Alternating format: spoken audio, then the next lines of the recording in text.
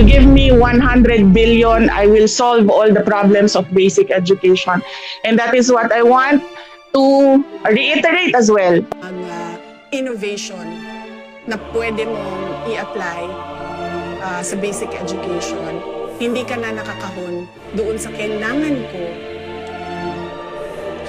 mag-construct ng classroom. Diba? Kasi anuhin ba natin yung classroom kung yung bata na nakaupo doon ay hindi natututo? At yung teacher na nagtuturo doon ay hindi marunong magturo. At yung teacher na marunong magturo, walang kwenta yung kanyang curriculum, yung tinuturo niya sa bata. Diba?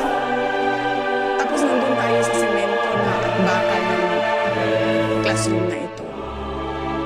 Ang mahalaga sa edukasyon ay yung natututo yung bata. Hindi yung kung saan siya nakaupo. I felt guilty kasi alam ko ako yung isa ako sa nag-cause ng stress because I do not come from the education sector. I do not have an education background, so I cannot review what they are doing. And I rely on their expertise and all the stakeholders who did the review.